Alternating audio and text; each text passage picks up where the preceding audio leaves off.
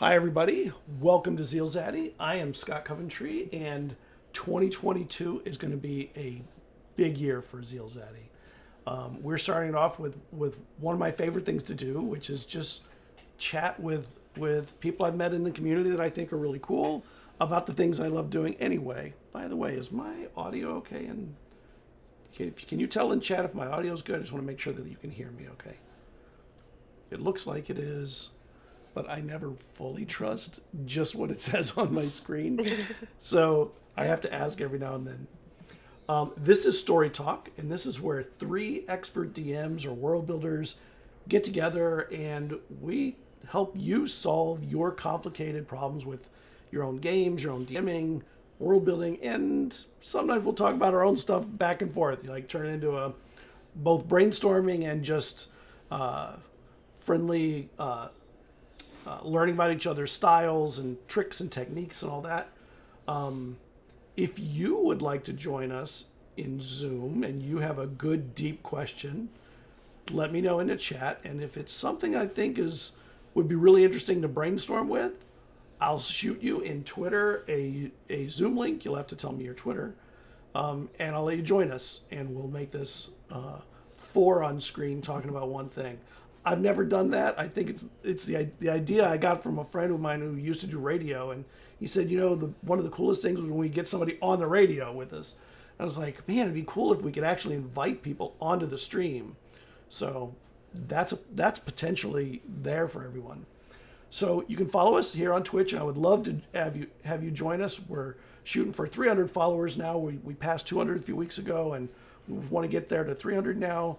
And we just like to have you in like a roster where you get notified of us going live and stuff. We're going to be doing more live events this year than we've done in the past. We're kind of exploring some new ideas. This is one. We're also doing our D&D puppet show, puppet sock puppet game. That'll be coming up later in February.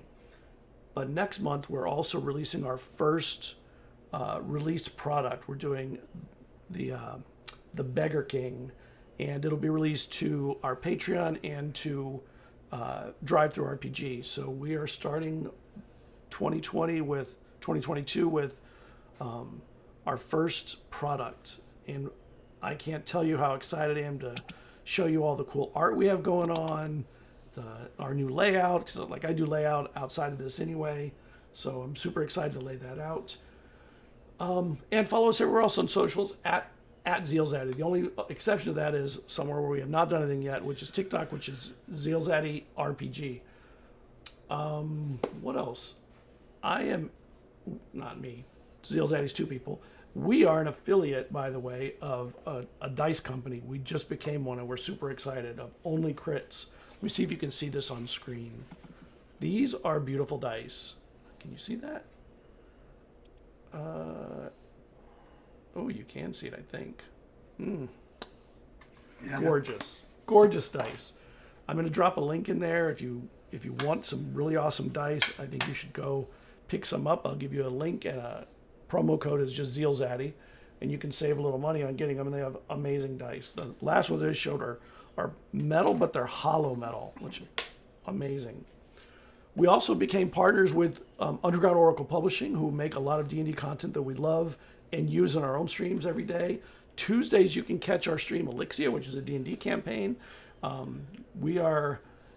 It's just getting crazier and crazier. There's a hag they're dealing with right now. All kinds of nightmares are happening. But what's most important is not me. It's the other people that are here to talk with us. And that would be Ash and Pun. Oh my God, everybody has 3-letter names here. Hey! I just realized that. So, hi everybody. Why don't you guys introduce yourselves? Why don't we start with Pun? Let's get you out of the way. Yeah, perfect. First of all, I want to say thank you for having me. This is absolutely amazing. Love this.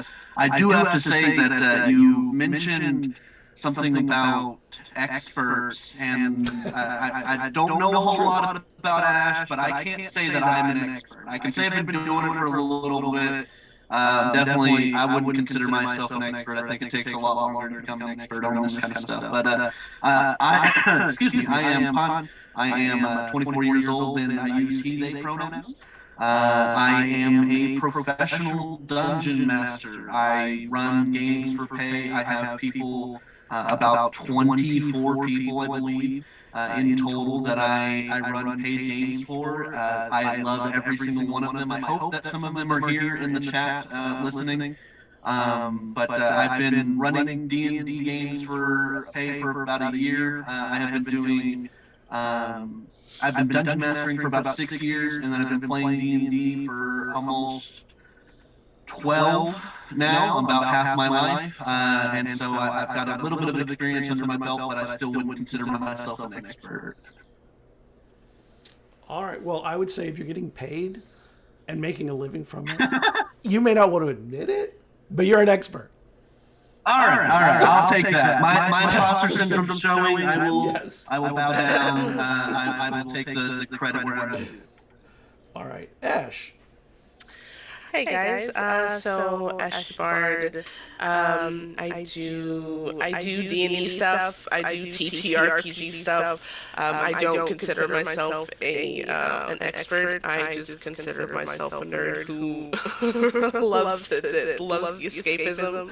I do a bunch of different things around the ambassador of one of the ambassadors of Jasper's Game Day, along with one of their event coordinators, a co-owner of the Bard's Playhouse, where we have so many awesome things happening this year. And I'm really bad sometimes at talking about myself, but I've been playing TTRPGs for December of 2018, and 6 months afterwards started DMing, mainly because I felt bad for my DM, and so I took the role, and I've been doing it since. But yeah, I don't consider myself an expert because I just like to throw things together and see what happens. I'm a chaos bard. Oh, and I use she, her pronouns. And I use he, him pronouns, just so everyone knows. Can you check the audio now? I know there's a little delay. Make sure that you're not getting the echo. I saw that I had 2 lines of audio going in at the same time. Thank you. Thank you, by the way. I love to get that in chat. Since I'm running everything myself, it can get really hectic trying to do this and that and that. And I do it on 2 different computers, which is super annoying, but oh my God, it's ridiculous. So, no, what were you had a oh, I was gonna say, so I'm in Howard's Blue Collar DMs stream on Thursdays, and what you're saying is that's exactly what we see behind the screens every week, and it's beautiful. So we see that same exact thing. As a matter of fact, I have a question for you about that, but I'll get to that when I get to that. Okay. So this is, the idea of this is not to just talk about TTRPGs and our streams and our games, although there's going to be some of that because we all love that, and how can we not? But it's really to kind of discover the things that we as DMs and world builders run into that are hard to resolve, and then help other DMs and world builders resolve them or brainstorm with them to sort of do it the way that we've done it, or maybe you'll learn something from us. Maybe we'll learn some things from you. I would love that to happen too. Oh, for sure. Absolutely. So I do have some questions that I'm going to kind of pose between us, but I'm going to be monitoring chat hard because I do really want to get questions from chat in here. The idea is not for us to just chat between ourselves. It's really to get you in the chat involved. So let me bring up some of my questions, and let's just get some things started. Oh, I do want to drop all your links into the chat real quick for everybody. So let me do. That's super important because you guys are super important. So let me drop those in. Here's the first one. Pun. And man, I wish you would it would hold some kind of format when I drop things in there, and it doesn't. It's so messy. Yeah. But it is readable. You can get to it. So I want everyone to follow all of you because you guys are really cool and do very cool stuff outside of here. All right, so that's done, and we'll do it again a couple times during the night. So the first thing I want to ask about, and this is really more of, it could pertain to both DMing and world building, and that is, who are your influences? The people you admire that do this kind of stuff also. Because those could be useful for anybody watching the stream. Let's start with you, Ash. We started earlier with Pun. Let's get you. Yeah. Oh my God, I'm just going through a bunch of people in my head that's so inspiring and has made me want to, one, be a DM, and two, I'm stepping into storytelling soon. So Yeah. first, I'm going to say was my friend, as I mentioned earlier. He was my first DM, so he's not on online or anything like that, but he was my first DM, and the way he was passionate about storytelling and everything, it made me want to jump into the seat and allow him to have that experience. So my friend Ted is one of the people that got, basically brought me here. But for, oh my God, Ellie Collins, first and foremost, she is a phenomenal storyteller. She does ATL by Night, which is a Vampire the Masquerade live game. She is Nice. a phenomenal storyteller and absolutely so inspiring. Jason Carl, another Vampire the Masquerade from LA by Night. For D&D, oh my God, there's so many. Jason Buds, Runesmith. Those are the first few that I started watching to learn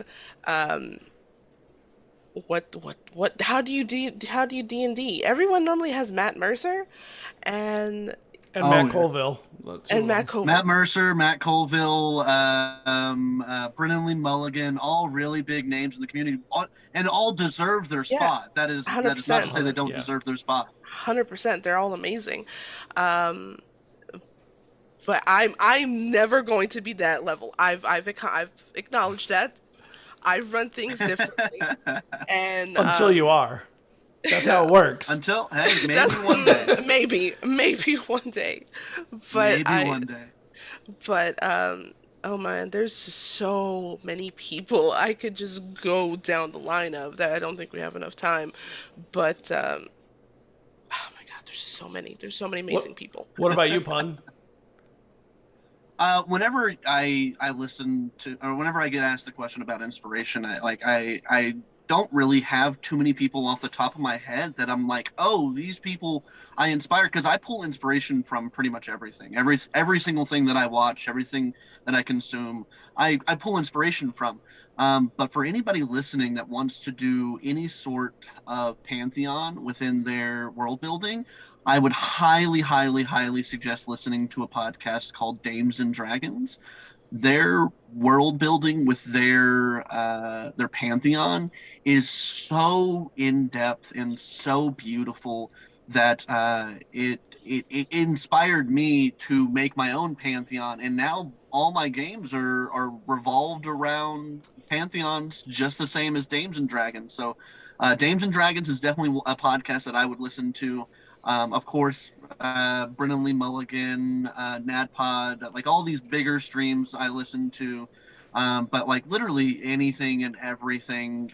Like I've been watching shows on HBO recently, and little things that they do on screen. I'm like, hey, that'd make for an interesting little one shot, or like, hey, if I tweaked this, I could turn this into it, or the game that I'm planning on running coming, the zombie apocalypse game. I was inspired whenever the new Left 4 Dead video game came out, and I was like, Nice. wouldn't it be cool to run a zombie apocalypse module where like all you're trying to do is survive? And so like literally inspiration can strike anywhere, but definitely some of like the biggest inspirations that I've had would definitely be Dames and Dragons. Some of the more original podcasts that I listen to, I believe Drunks and Dragons is one, but I believe they have since switched their name to Greetings Adventurers, and they're another really Wow. good long time running podcast that they're great. That's a 360-degree name change there from Yeah, Drunks right? and Dragons to Greetings Oh Adventurers. to Greetings Adventurers. Yeah, I think it's because they wanted a more professional sounding name because they were getting pretty serious. And then at the beginning of each session, they were like Greetings Adventurers, and so they just became Yeah. Greetings Adventurers. I'm going to mention one or two.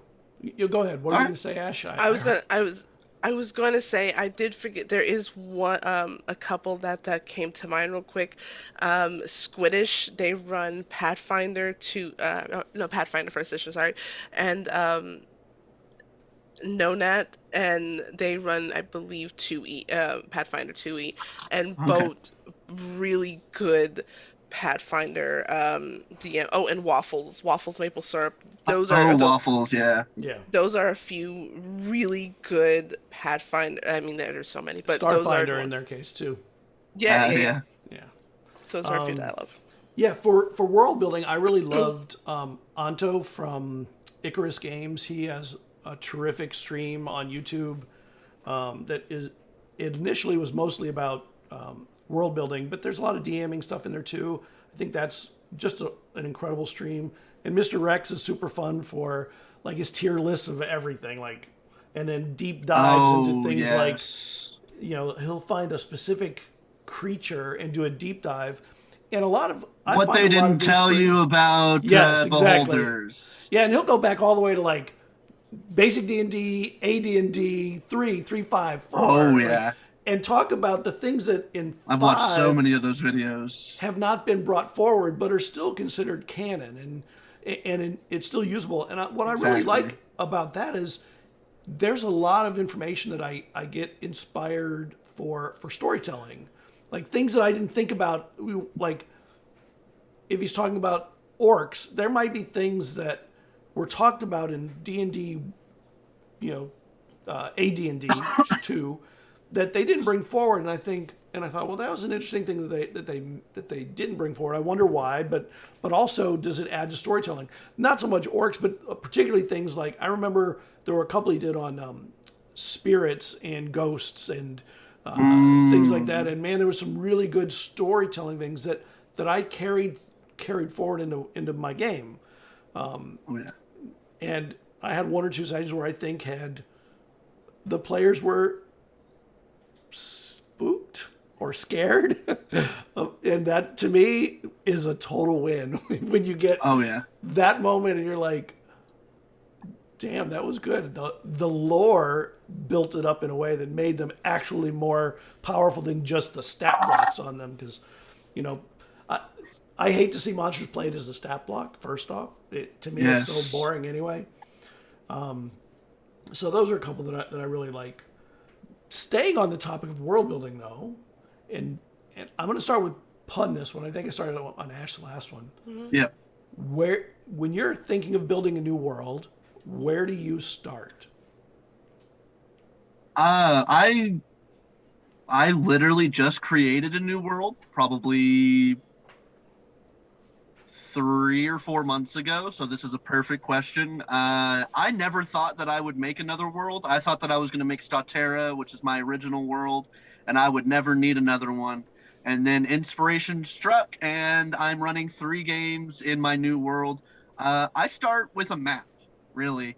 I go to Fantasy Map Generator, and I cycle through, and I find a map that I like, and then I start building the countries. and then I kind of go from the countries and I figure out who's running them. So I start big picture. I know a lot of people like to start small, but I start big, get some of the bigger stuff out of the way so I know more about the world. And then I'll start small, going in on like cities and parts like that.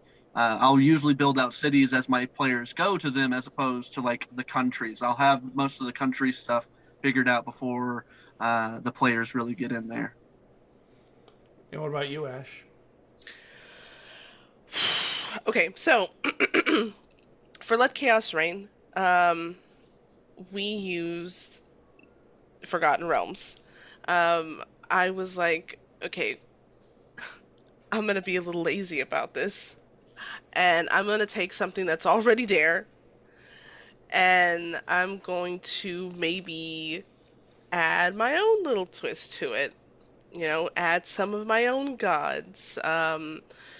Maybe they're not gods. Maybe they're something even more than that.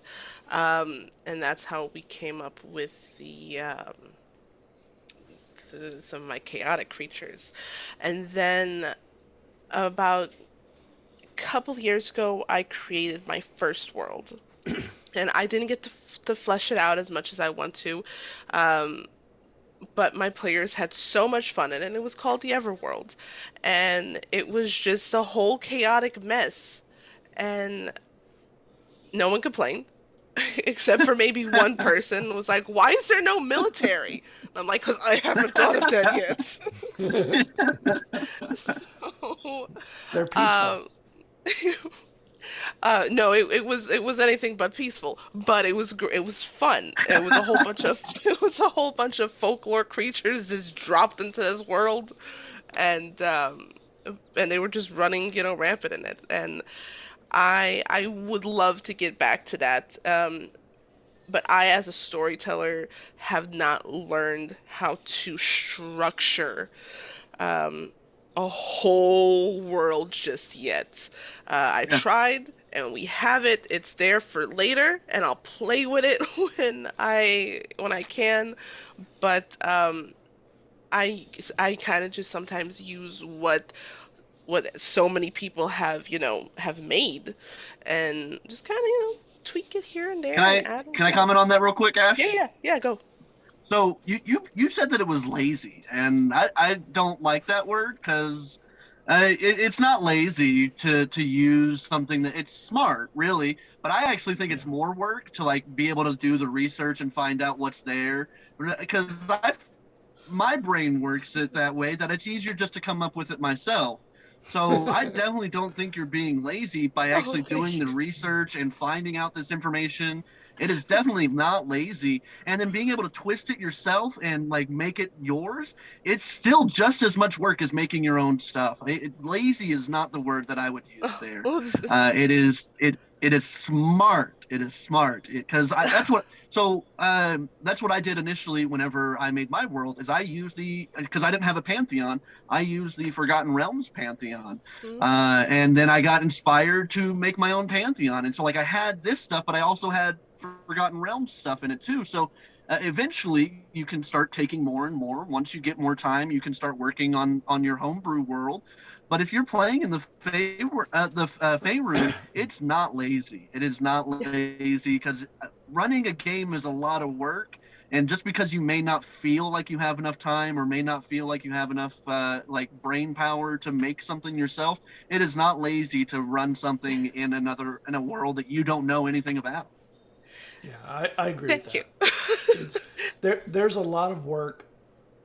Like you said, you have to study up on things, but beyond that, both of them have their strengths and weaknesses. There's something to be said for the idea that duplicating efforts of another setting is actually somebody giving a framework to you while you figure out the things that you love anyway. Because a lot of people love parts of Forgotten Realms, but don't love all of Forgotten Realms. So they're already world building by changing the parts that they don't like, or that they would change different. Like, I thought it was interesting that you just said, where's the military? And I did something really weird once in a game where there was no town guards, there was no constables or anything like that. The town self-regulated itself; it self-policed, and they thought, "Oh well, oh my gosh, we can just roll this town over." But you know what? You put enough people with pitchforks out and torches, and the town self-regulating can be pretty effective. You don't And I have think to that's where follow some the of the norm. best world building. I think that's where some of the best world building stuff comes from. At least in my experience, because I've found that as if you ask any of my players, a lot of my best stuff comes whenever I am just off the cuffing. And so what I've found is where some of the best world building comes from is whenever a player finds your plot hole, and then you have to quickly come up with something to be like, Totally. that's not a plot hole. It's done this way because of this. And so you come up with some interesting stuff off the cuff where you're like, there's no military because the town self-regulates, or there is a military, but they're a covert force where they blend in with the people. And so like you could have some interesting things to do with that, where it's like it's not just that there's no military, it's that there's something different going on with it.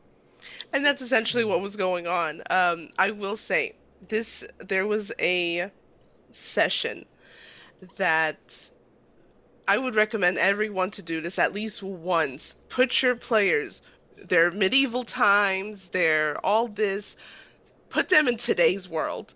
Have like a little teleportation and put them in today's world. And it is, if you just want to have a great session of just laughing the whole way through, I recommend that for a one shot or just whatever you need. Well, just do it once because it's beautiful. That reminds me of a session that I did where they were breaking somebody out of prison. And Mink can tell you they were breaking somebody out of prison, and they had a bunch of portals in the prison that each jail cell was something different.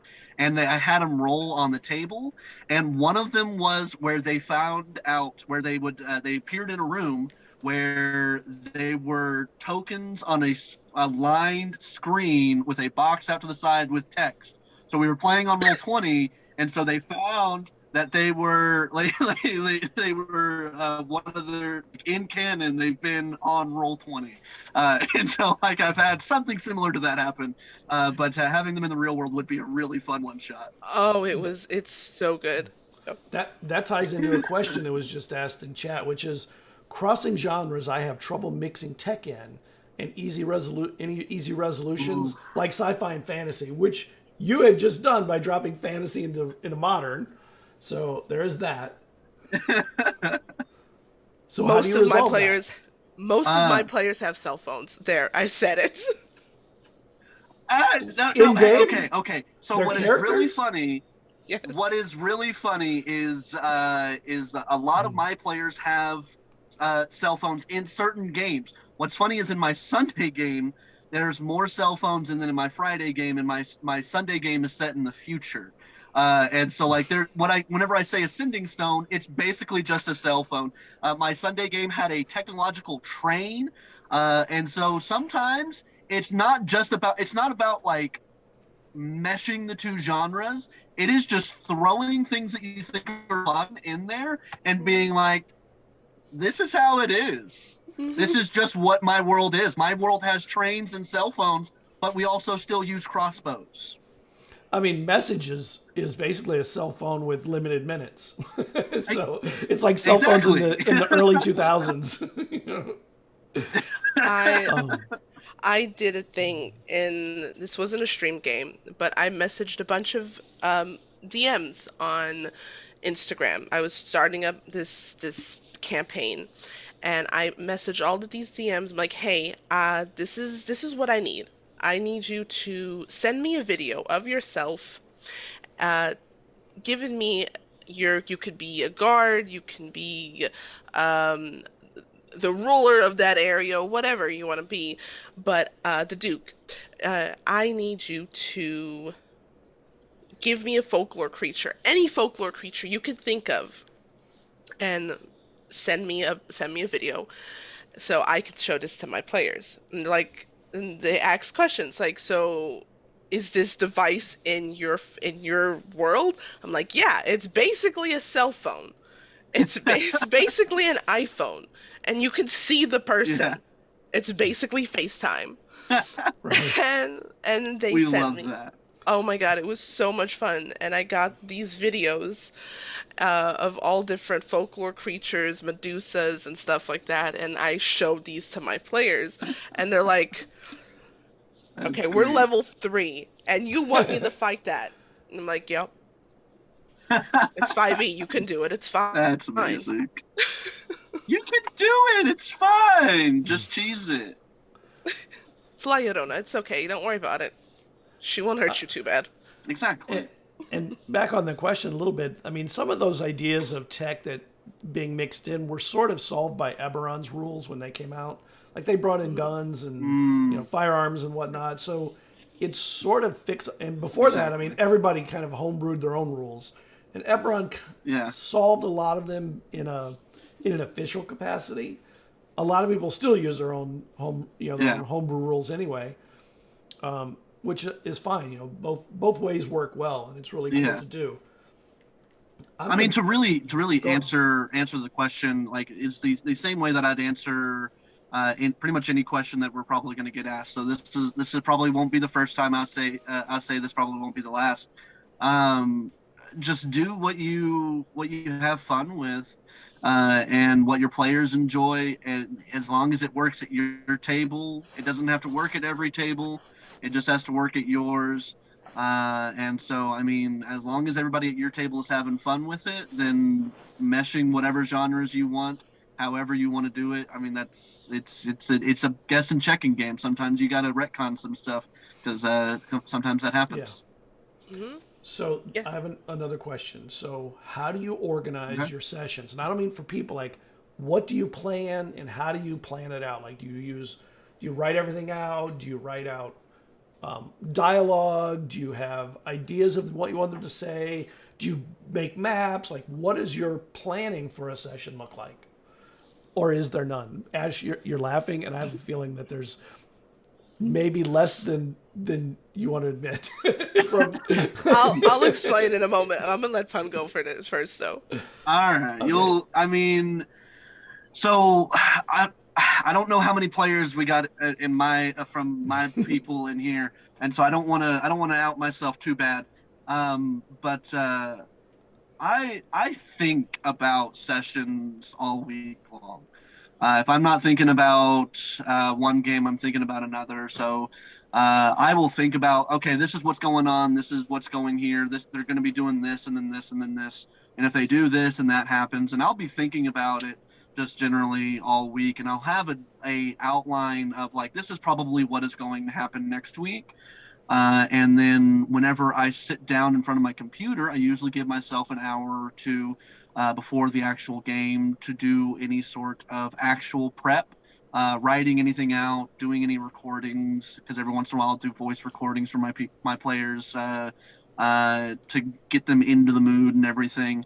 Um, and then I'll more so get the notes outlined in my head than on paper of like these are the high bullet points of what's probably going to happen, and then I will get any maps that I think I need ready, um, and I've gotten pretty good at RPing off the cuff a little bit to give myself a little bit of time to as the players are talking and they're like, "Oh, we want to go to this bar," and I'm like, "Oh, why do you want to go to this bar?" And as they're talking, I'm getting the map for the bar and pulling it over and grabbing the NPCs, and so there is a good little bit of prep, I would say, in thinking. I do a lot of like general thinking about the game, but um, as for like specific outline notes, I don't typically ever have too many. Just because I know my players will probably not do the things. If I put it on paper, they're probably not going to end up doing it. right, That's just the way it goes. Ash. That all day, yes. They do. You will put down something, and they will do the absolute opposite of it, and then you're like, well, Yeah. Oh, there goes yeah. that idea. Exactly. So just for like an example, my party got knocked off of cliff this Friday, and that's where we cliffhangered, literally, knocked off a cliff. And they were talking about how they wanted to run away. So if I write down that they're going to run away, they're going to go back up and fight the big bad again. And so I know that I can't. I just have to be ready for both. Yeah. Coming from a player, absolutely, we do that. And so from a DM standpoint, I'm like, oh God. As a player standpoint, we're all about derailing that campaign. Yeah. But I don't no. think they even do it on purpose. I think it's just a second sense nature that they're like, the dungeon master has this planned. We can't do this. It's not even planned. It's not even on purpose. It's it's like a sixth sense. It's a spidey sense. Yeah.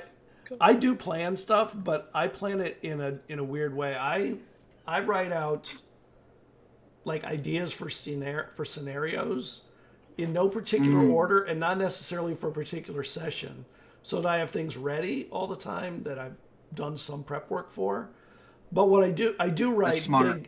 I do write big arcs, like the story arcs Yes. for even for NPCs, like major villains. I have the story of why they're the villain, why they're there, what are they doing, and why do they matter, so that at whatever point that they encounter them, I have some idea of what I think that the interaction could be like, not should be like, but could be like. In my last session, as a matter of fact, the players, I had thought they were going to go in a certain order, and they went in completely the opposite order through some stuff I had figured out. And it made for a very interesting scenario because they were dealing with somebody who was imitating the other one, and I thought they were going to run into the imitation first, and they didn't. They ran into the real one, and it was a diviner. It was somebody who could tell them the future stuff.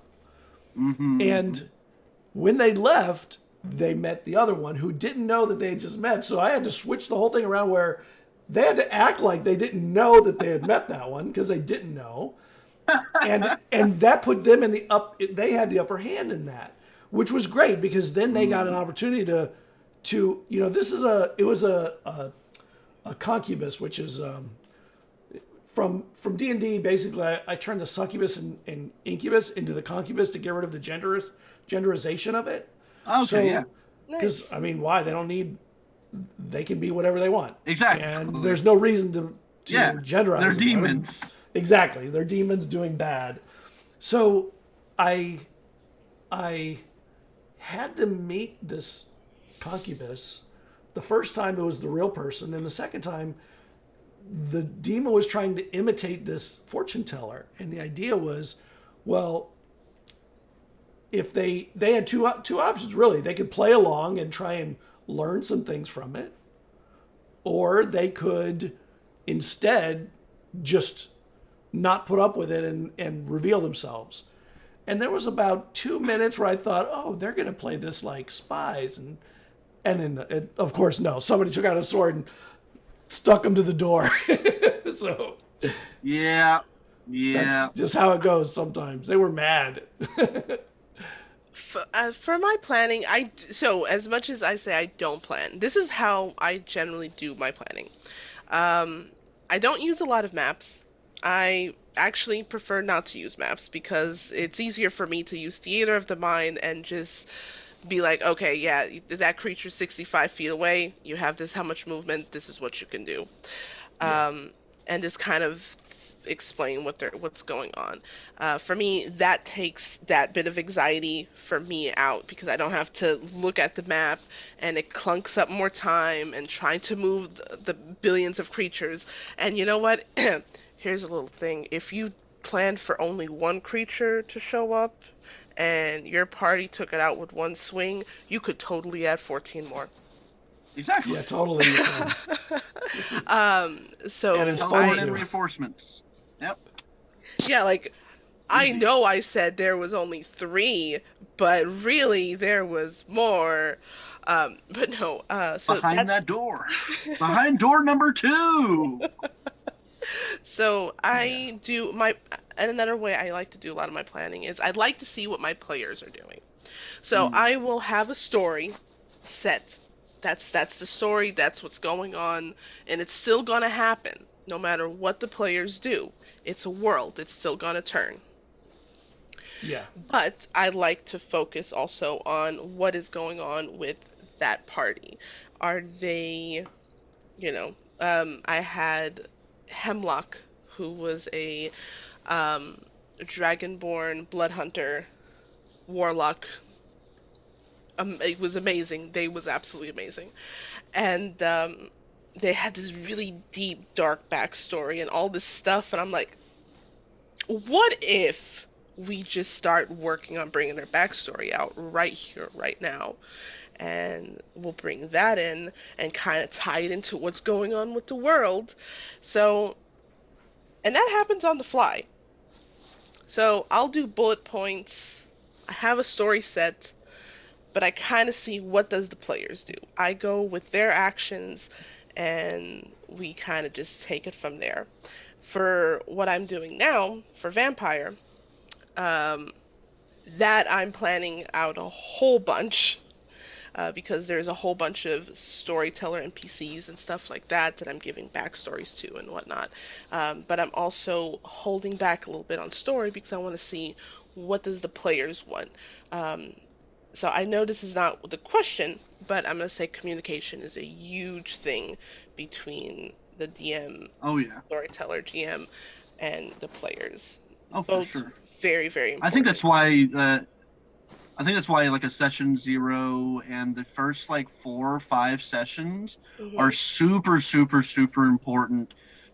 Just because you may come into a group, even with a session 0, you may have a bunch of players come together and they're like, "This is what we want," and then they sit it Hmm. down at the table, and then their idea switches just because they Hmm. realize that their players are a little bit different, or their characters are a little bit different, and so figuring out like some of the things that they latch on to super early in the campaign. So like I threw an NPC one time, and how they just randomly attached NPCs.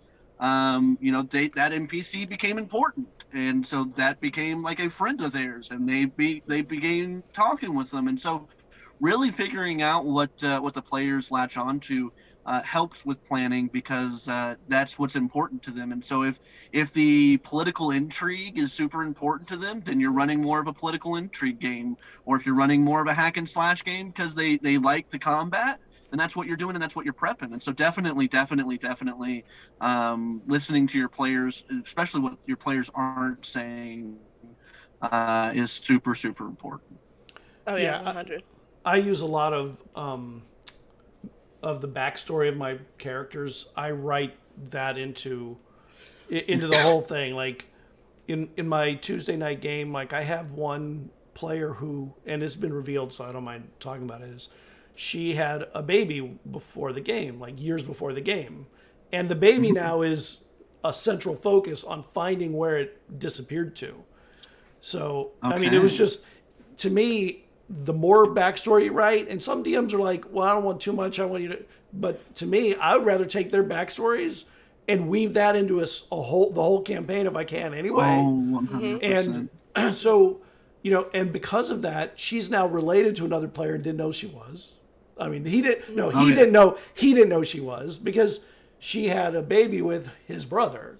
That was, that, and Oh, they did, okay. Ooh, and she nice. knew it, but he didn't know it, and he found out after about, we were started almost to the end of season 1 before it was revealed, and it was one of those moments that you're like, can I click it fast enough? Can I clip this fast enough? I can't. I gotta clip it because the reveal was just Oh, yeah. stunning, and it was one. And I've had a couple of those moments too. Like with my Sunday game, I had somebody join in little bit in, and he wanted to play a warlock. He wanted to play a genie warlock, and I was like, "That's awesome."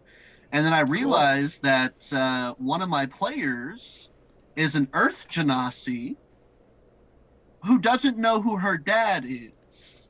And I was like, Oh. hey, You can play an earth. You can play a genie warlock as long as it's an earth elemental. As long as it's a Dow.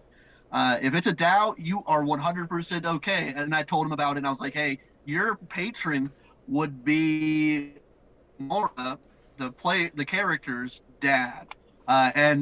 We had this whole moment, and it actually ended up where Miralar was actually Kenora's sister, and also his patron was her dad. It was this whole thing. It was so cool.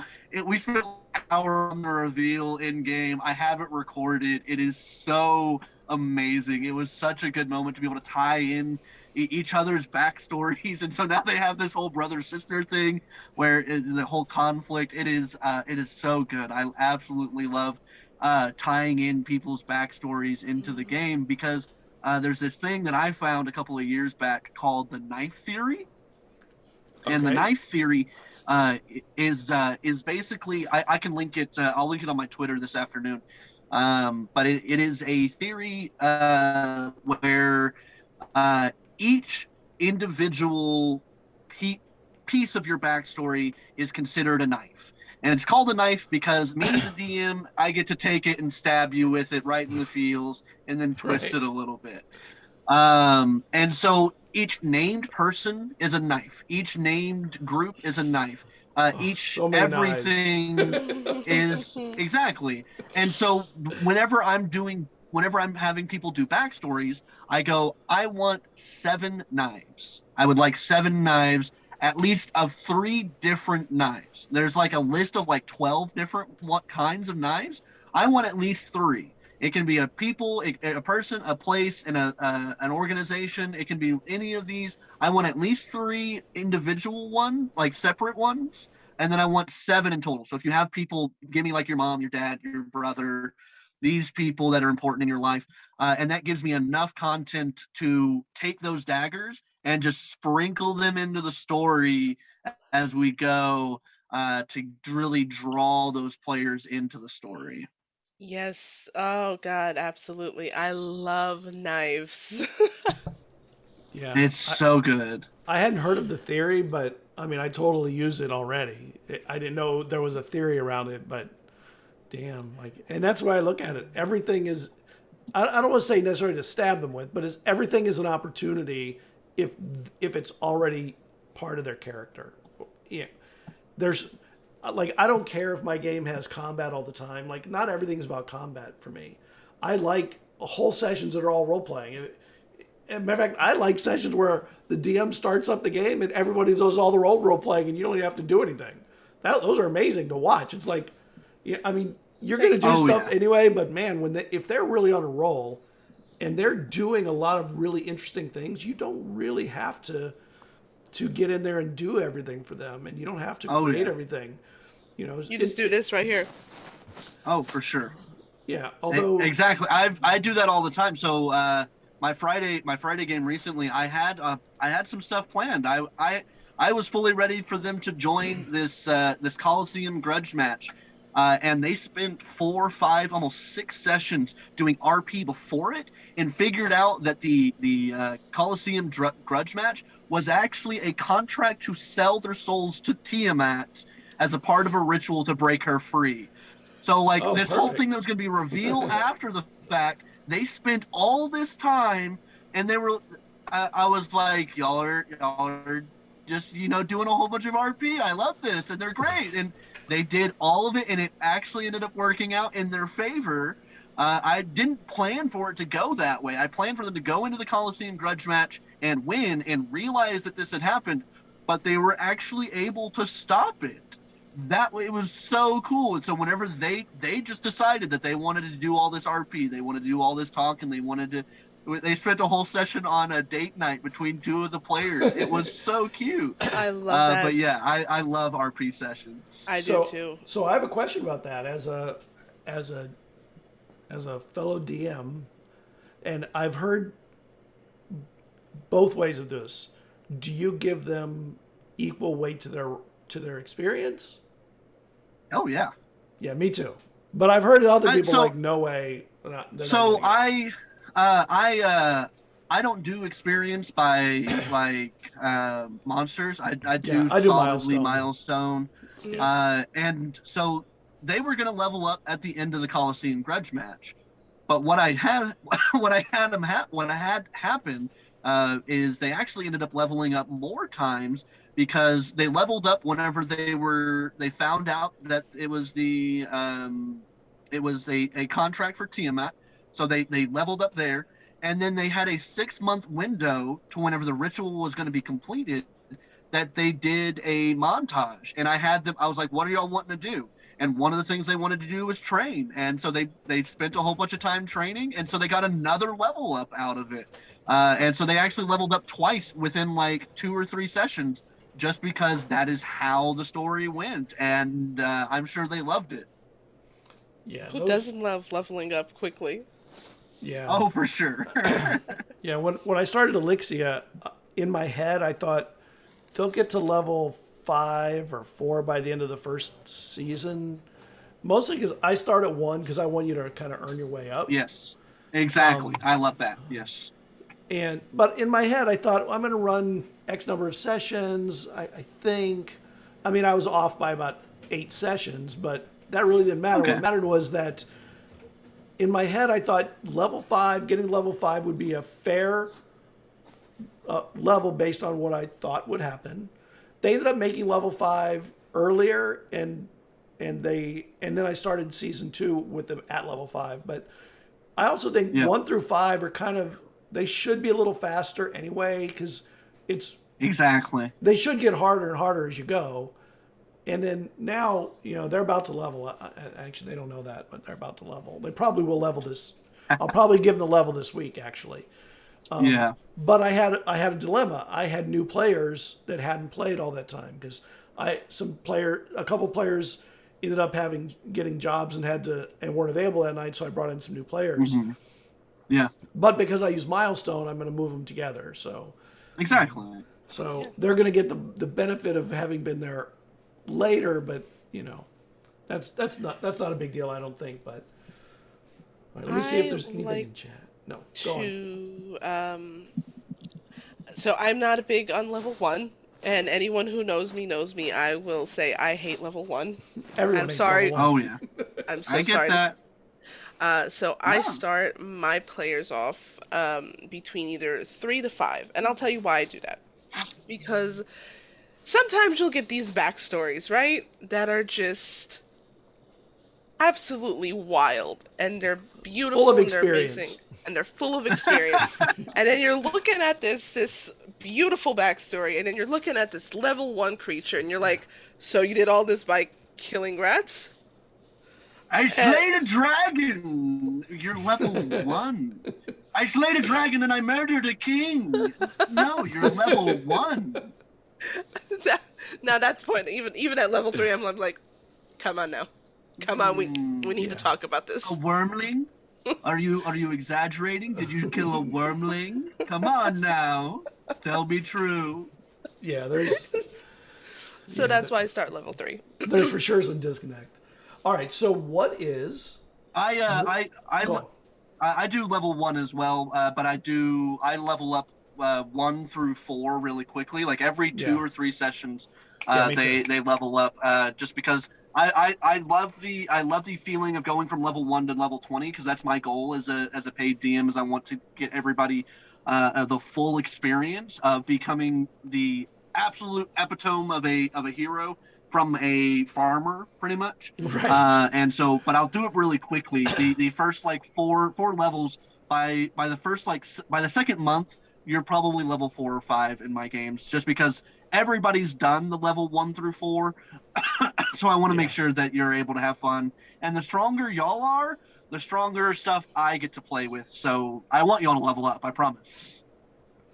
So what tools do you use for your running? Like, not for just DMing, but world building, because there's a lot of really good tools out there. And I know I'm jumping off a topic of RP, which I think is my favorite part, but I want to make sure we cover some of the other things too that other DMs and potential world builders realize. There's a lot of good resources out there. Like D&D Beyond, everybody uses it, right? Unless you're on Roll20, maybe. Oh yeah. Oh man, there's so many. I mean, I use both. I use D&D Beyond for all the books and everything, and then I use Roll20 for like the map softwares. I'm probably going to be moving to Foundry. That's another really good virtual tabletop. Yeah. I use Howie Discord for uses voice Foundry. and video. Um, and so I mean, there are a lot of really good like concrete D&D stuff. My one suggestion, I posted it as a tip recently, for world building, note taking, anything like that. It has been my lifesaver recently. Is a thing called Obsidian. You take notes in different documents, and then it can bubble map all of the notes together, so you can see what is connected. It is so helpful. I absolutely love it. Whenever I'm doing sessions, I'm able to be like, oh, they talked to this person, and this person, and then oh, I see that they talked to him in this session as well, and then they had this information for him before. This is how it's changed. And so for note taking and world building, Obsidian is definitely my number one tip for anybody wanting a note taking app. For me, I use my phone's notes for taking That's everything. cool. Cause I'll just be laying down and I'll be like, oh, that's a really good idea. Okay, yeah, that's how we're gonna torch that player.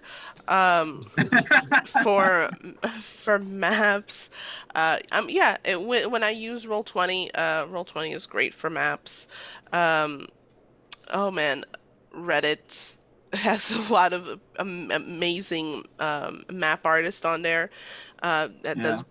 beautiful work, and you will see a bunch of those when where right now our schedule's a little wonky, but our Pathfinder 2e game, talking about a DM that likes to put in a lot of prep, and we destroy his life. He gets a bunch of the maps from there, and they're beautiful. And he uses what's it called? Fantasy Grounds. Yeah. I myself Oh yeah. am not. I'm not in love with the system, but I respect it. I do prefer Mhm. Foundry, but Oh yeah. Roll20 is. I'm gonna be so honest. It's to the point. You get things done, and I like using Roll20. Yeah. The It's the so funny. learning We curve all on use Roll different. Twenty is definitely a lot lower. It's got a lot lower of a entry level for Yes, beginners than like Foundry, because Foundry you have to like set it up and everything, and that's the only reason I haven't done it is because it is a And little bit more complicated. it and is. I use Shard Tabletop, but I also Ooh. occasionally have used Owlbear Rodeo, which is the weirdest, Oh most yeah. interesting one because you don't even set up an account. You just go online, you start up a game, add your stuff, whatever your shit is, and you give them a link. And it saves it in your browser's cache. So you can come back to it, and as long as you don't empty Oh, your cache, it'll still be there, but Ooh. it prevents it I from wouldn't having to trust sit on myself their with that. server. But it never sits on their server. Then it's just like, but what it Okay. does, it makes it super light, and it doesn't. Okay. Its capability. I mean, it has light effects. It's got like maps that you can do cool stuff with. It's just a really weird system. It wasn't enough for me, so that's why I jumped to Shard. But I mean, I think all Yeah. of them are great. Foundry's amazing. Shard is great. Fantasy Grounds, Roll20, they're all really amazing tools. If you just pick one and use the one that fits the style of what you want to do, they're all great. Yeah, Mhm. they Exactly. all have their strengths. It just Scott said, it just depends on which one you vibe most with. Yeah. Um, I I like them all. I really can't Yeah. complain. I will say that we've mentioned a lot of virtual Right. help aids. One of the things that I mean I will never discount is your LGS. If you have a local game store, going in and talking with people, and like I go in probably once or twice a week, and just like kind of browse and look, and I'll talk with people. And I'll talk with them about my games, and they'll be talking about theirs, and getting some. It's back to the inspiration topic, being able to talk and trade information, and getting all that that camaraderie built between the community is great as well. So make sure if you haven't, check out your LGS, because you got to support your small businesses. Yeah. 100. We got a question in chat from Cardroll, and he says, he, she, they, I don't actually know. Speaking of coming up with ideas, he uses he him pronouns. Okay. That is Cardroll. So when do you typically do your brainstorming? Do you do it off the cuff, or do you need to block out time during the week to sit down planning sessions? I'll start Whenever. I'm thinking about games like you were saying all week, but the day before a game, all the time. One day before the game, I will watch my previous game while I'm working on the next game. So I'll watch the YouTube VOD. I mean, just sort of listen to it in the background so that I don't miss anything important. And I can't tell you how many times it saved me from missing something really important that I totally would have forgot. But the night before, I will spend 3 or 4 hours usually building or finding the information I need, planning special NPCs. One thing that I always do, and I think every DM should do it, I make a list of names that I think would be good for the local area, so that I can throw a name out that isn't Tom, Jerry, or Jane, because I don't like to break the veil of believability by everybody being, it's Terry number 4 or something. So and I use a book that I love. This book, it's called, let me see if they can see that, the Character Naming Source Book, and I got it years ago, and it's based on places in the world. So if you're in a place in your world that's, say, that's awesome, like Arabic or something, I can pull names that are Middle Eastern, and they'll feel right. That's like awesome. Rasul or I can't tell you how many Steves and Bobs I have running around in my world. Ask my players how many times I've used the name Kevin McAllister. Like, that's just one that pops into my head all the time. Or Ross, Chandler, Joey, Phoebe. So, all of these super common names that just pop culture. Like, I'll use them all the time. Yeah, like, so aren't we in medieval times? I have tavern names. I have just a list of names, and as I use them, I scratch them off, and I wrote right where it was in case they go back. It's there now. So it seems like I did all this planning, and all I did was put a bunch of names on a piece of paper. So one of the things that I do we're on the subject of names, is I will have a fantasy name generator just open. And whenever they're like, "Oh, what's your name?" Whenever they inevitably do, I'll just hit randomize and be like, my name? You're asking for my name? Of course, my name is... And give them the name and then just copy and paste it into my notes. Just be like, yep, that was my name the whole time. It didn't just start existing whenever you asked. That name was generated for me by my mother. Instead of given to me. My mother, fantasy name generators. Shout out to them. They've saved my life so many times. 100. I can't tell you how many times I've taken pub names from them because they're like, "What's the name of this pub?" Yeah. It's there's the Fancy Turkey. There's a application. There's some code that one of my players gave me on my Discord that I can type in name and it'll just generate a random name, and then it'll do shop and it'll generate a random shop name and a worker with their pronouns and their race. That's awesome. Is so cool. So they're like, "Can we go to the local store? What's its name?" And I'm like, "Shop. It's the Wizard Rose. It's run by a non-binary Leonin." Right. Awesome. Yeah, that's cool. One thing that I do on the night before that I think is important for me to be able to do, because I don't have a great memory for all the spells. I wish I did. I know people who just have a lock for all the stuff.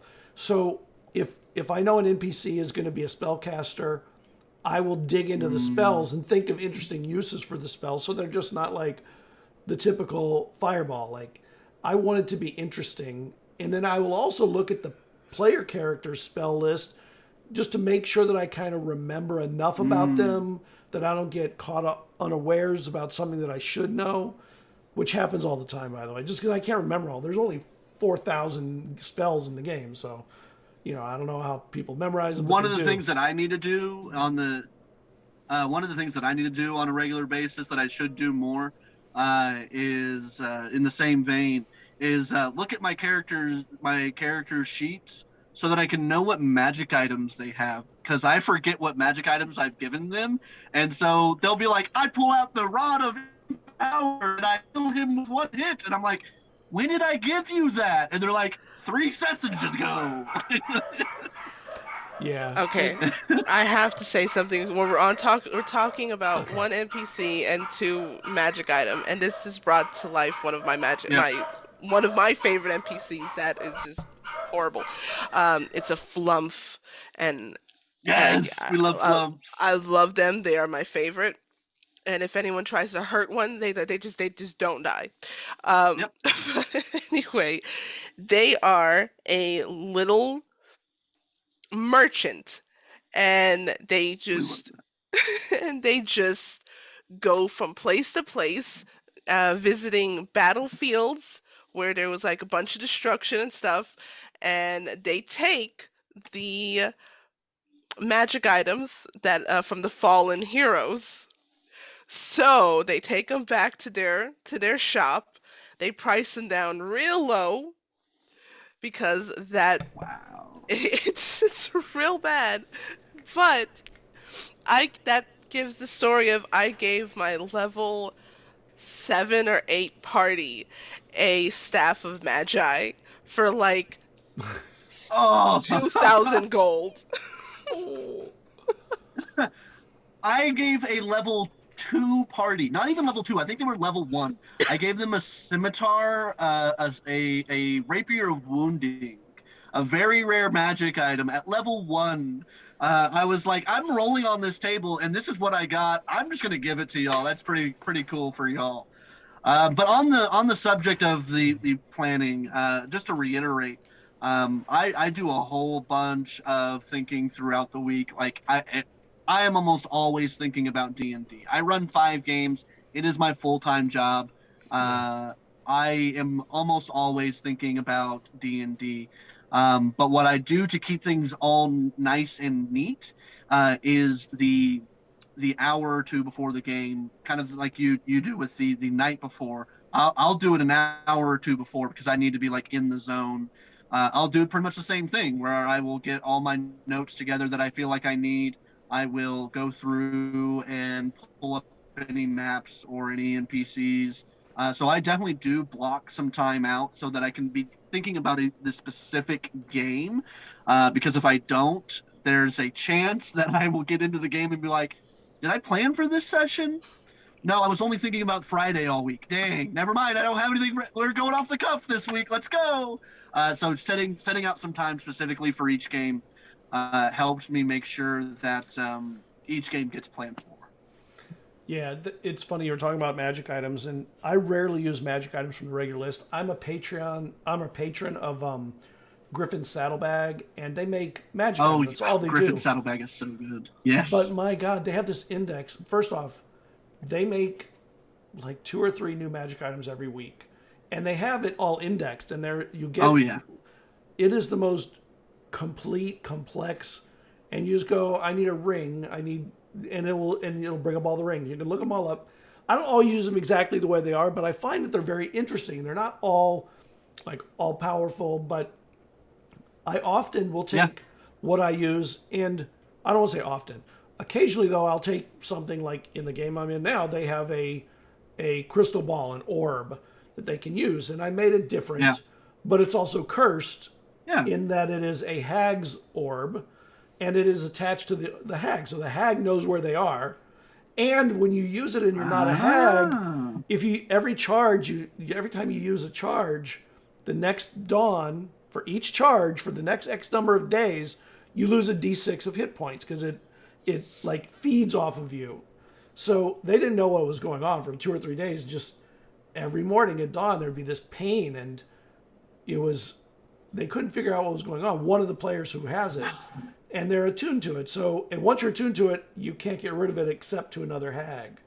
So The hag now is definitely on their tail, knows where they are, and wants their stuff back. And that curse makes them, because it's a really powerful orb. It does more than a regular orb. But because of the suffering you have to go through to use it, it limits their ability to just like constantly scry on everyone and anybody. But when they want to, but they have used it a couple times and just said, "We'll take the hit. It's too important to know what's going on with this, whatever it is it was." And I thought that was interesting that I gave them a cursed item and they found out it was cursed and still chose to use it and keep using it. And to me, I had no problem with that. I thought, oh, that's cool. That's players flagellating themselves for you because of the magic item. Like it does something so valuable that they will take the pain and still do it. I love that. Exactly. All your players should expect that next week, something like that. Sorry to chat. I don't know how many of my players are listening, but I think I'm running a game that is very witch-centered, hag-centered, so they may be seeing something very, very similar to that come up soon. Hags are just so good. Yeah, they're awesome. I love hags. Oh, they're so great. We talked a lot about DM tools, but from the world building perspective, everybody knows World Anvil. I don't use it. There's a smaller third party one I use called Loremaster. I have used it. At World Anvil or Loremaster? Okay. I've used World Anvil pretty heavily. Yeah, I think it's really powerful.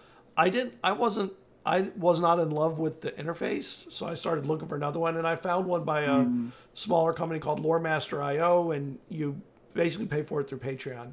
But also, there's another one I found recently called Fate Weaver that I found on they started following me on Twitter and on a Saturday whenever I let people like sort of post all their cool stuff.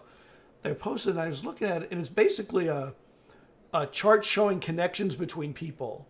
And I always have a lot of trouble with that because I have so many people that are connected in some way. And man, it was a beautiful chart. Fate Weaver. Yeah.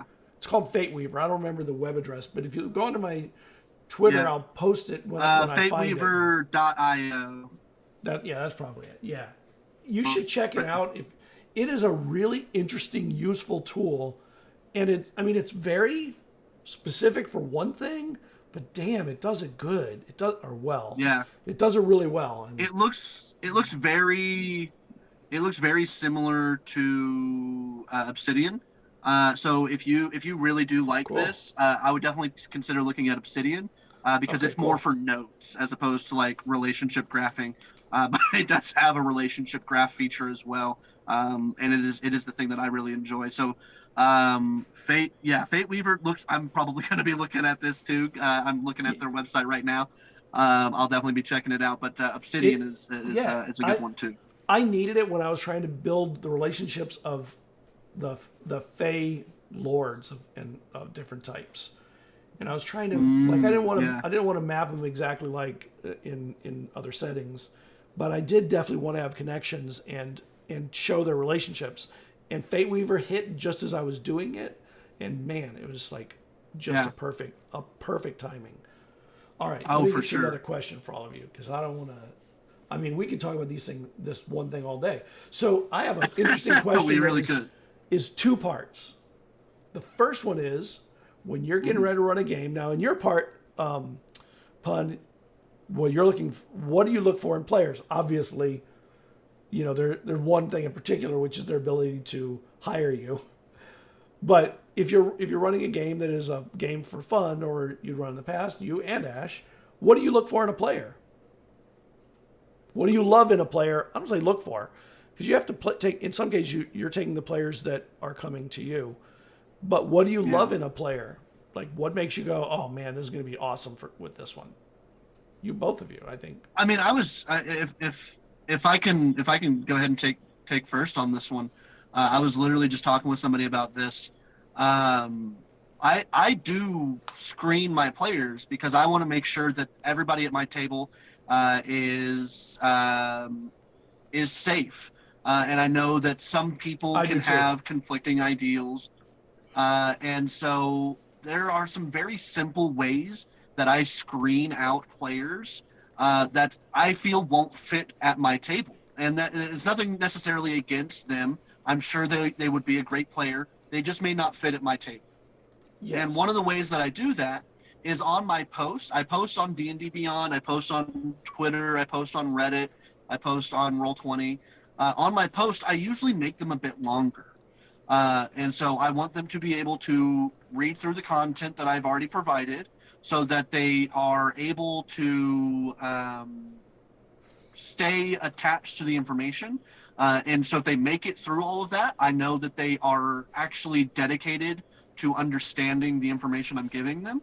And then I have a series of questions that I ask them, generally just like their name, their pronouns, what got them into D&D, why they want to be playing, what kind of game do they enjoy, if they have anything for me, if they have any questions or anything I should know. And one of the question about pronouns and what got you into D&D are two of my biggest, really, like, I would say gatekeepers to my table, and not because of anything in particular, but I want to make so if you put your pronouns, generally you're going to have more of an understanding in ideology whenever it comes to certain people, because I want to make sure that my table is a safe place for people who haven't typically had safe places within the community, because in the tabletop role-playing game community in the last 40-50 years, it has been very cis-het white male dominated, and it has left some places unsafe for people in the LGBTQIA community and the BIPOC community and the people of color, women, just like there are people. And so just being able to give me your pronouns in a way that is conducive tells me a lot about you, as well as telling me if you're actually able to answer the rest of the questions and put effort into them. Because that's what I want. I want people at my table who are willing to put in the effort that I'm going to be putting in as a dungeon master. Yes, you are paying me to put in that effort, but I want to know that there's going to be equal return, because I'm going to be spending 4 hours outside of the game at least planning and prepping for this session, and I'm going to be running it for 4 hours. I want to know that you are as excited about my information that I'm giving you as I am creating it. And so being able to give me the information, the little bit of information I have up front, definitely helps me weed out some of the people that I feel may not be good for my table, because I want to tell a good story. And that's my goal. That's what I enjoy in players, is whenever I know that at the end of the day we can all tell a good story together. Ash? For me, I really can't disagree with any of that, because very, very similar. I of course ask their pronouns because that's very important. Sometimes I mess them up, and I don't do it on purpose or to be hateful. Oh, It's recircuiting everything and relearning the correct words to use from here on out. So sometimes they get a little messed up, but we try to work through them. I'm looking for players that are willing to work through, some problems. If there is we messed up something, or there's something that's going on, we can talk openly about it. Or if I didn't communicate something, and there, that's important, because sometimes we have all this stuff going on up here, the worlds and the books and the trying to get everything and the blah, sometimes you forget to say certain things. And that's something that I look for my players, like, hey, don't be scared to come to me and tell me, Ash, you messed this up, but let's talk about how we could fix this. Or, hey, Yeah. I want to see this healthy. I like to do a lot of like health checks, check in on my players. Nice. Yeah. So that's something that's really important to me is making sure we all work together, taking care of one another, and that's really, really, really important. So consent. Oh yeah. I was going to bring up the consent list. Yes. Yeah, I use them. The consent checklist. Yes. Yes. Yes. Yes. Yep. Yes. When I'm looking for players, and normally I will, so being doing event games and doing what's the word I'm looking for? Recruiting for miniseries and just all the stuff's going on in Bart's Playhouse and Jasper's. What I've learned these past couple of years is how to pay attention to players' personalities and how they mesh together. Hmm. And I've learned how to build certain tables. And Yeah. I there is nothing that brings me more joy than getting to do that. So when I Oh, get to for do it sure. to when I get the opportunity to do it to my table, I'll of course put out the hey, I'm looking for players and let's talk and see if if we can work together, and if we can't work together on this Yeah. project, maybe the next one. So I always keep that information. So whoever, sees this, and when I put stuff out there, maybe we might not get together on one project, but be patient because I will keep your information and I will go back to you. Absolutely. And I would Yeah. like that's Yeah. important to me, What? being able to talk.